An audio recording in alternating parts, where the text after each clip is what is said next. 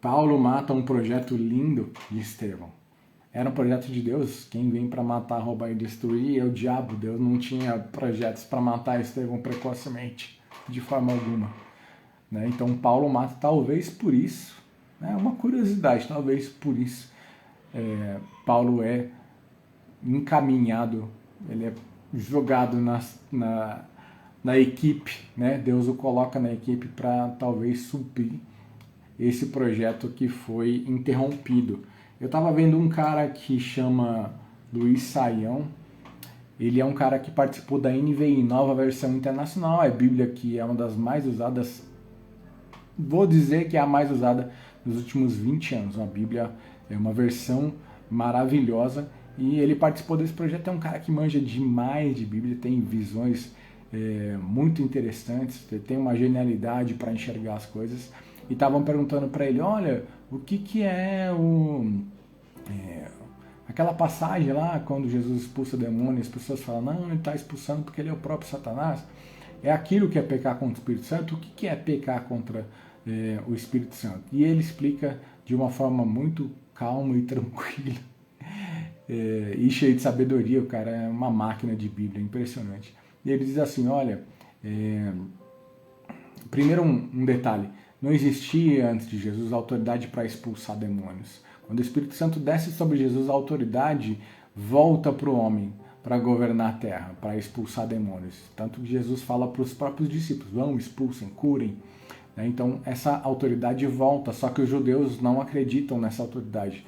Então eles chamam Jesus de Satanás porque eles falam, impossível, o homem não consegue expulsar demônio, porque eles desconhecem o ministério de Jesus. Então, o Luiz Saião estava explicando, tá aí no YouTube, tá? @Luiz com Z, Saião com Y. Depois eu posto no YouTube, não, no Instagram, não sei se ele está no YouTube.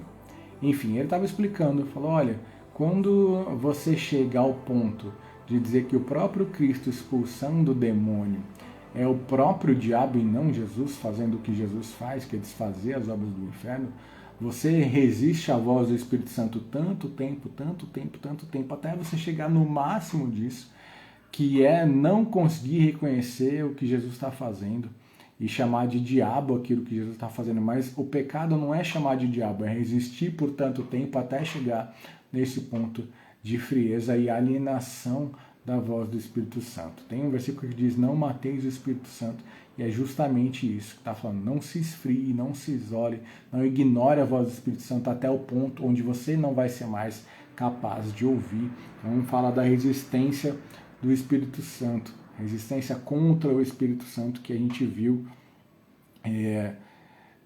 acontecer na vida de Jonas, na vida de Sansão, na vida de Paulo. Paulo se converte e ele deixa para trás essa resistência, ele parte para o extremo oposto, ele começa a obedecer incondicionalmente à voz do Espírito Santo e ele se torna, depois de Jesus, na opinião de muitos, como na minha, uma das maiores referências bíblicas de gente que ouviu a voz de Deus e obedeceu, né?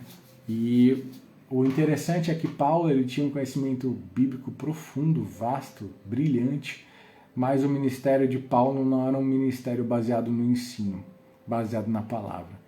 A Bíblia diz que o ministério de Paulo era um ministério de poder. Então, primeiro Paulo vinha e colocava o poder para jogo. E uma vez que o poder é demonstrado, ele mata as discussões, as argumentações teológicas. Então, depois Paulo ensinava o evangelho, ensinava as boas novas para as igrejas que ele ia abrindo. Então, esse ministério de Paulo, ele tinha como chave que abre as portas o poder, né? Em Ezequiel 47:5 diz assim, mediu mais 500, mas agora era um rio que eu não conseguia atravessar, porque a água havia aumentado e era tão profunda que só se podia atravessar a nado. Era um rio que não se podia atravessar andando. Ezequiel 47:5. O rio que você atravessa andando, você faz aquilo que você quer.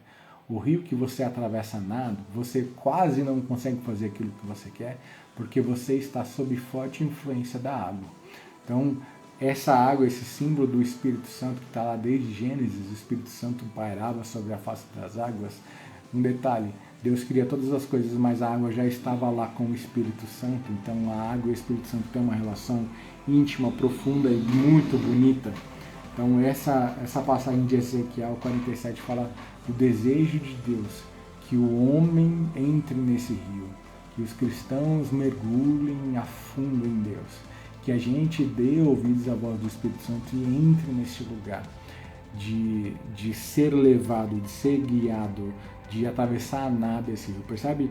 Aqui em Ezequiel fala que é a pessoa que está entrando no rio. O rio não vem até a pessoa, é a pessoa que entra no rio. Então é uma iniciativa da pessoa, é uma iniciativa minha, é uma iniciativa sua, não resistir à voz do Espírito Santo, entrar nesse rio, né? A gente não pode resistir à voz do Espírito Santo, pelo contrário, a gente tem que entrar nesse rio, a gente tem que dar vazão, dar voz, dar lugar à voz do Espírito Santo, para que a gente não seja nada parecido com Sansão, nada parecido com Jonas, que a gente seja parecido com Cristo, para que a gente seja parecido com Paulo depois que se converte, para que a gente seja parecido com Estevão depois que se converte, e para que, quem sabe depois de uma vida de extrema devoção a essa voz do Espírito Santo, quem sabe Deus não se levanta do trono para receber a mim e a você também. Espero que isso tenha entrado no seu coração, que o Espírito Santo tenha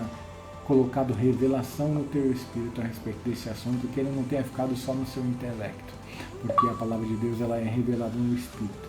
Então espero que isso te abençoe demais. Esse é o vídeo dessa semana.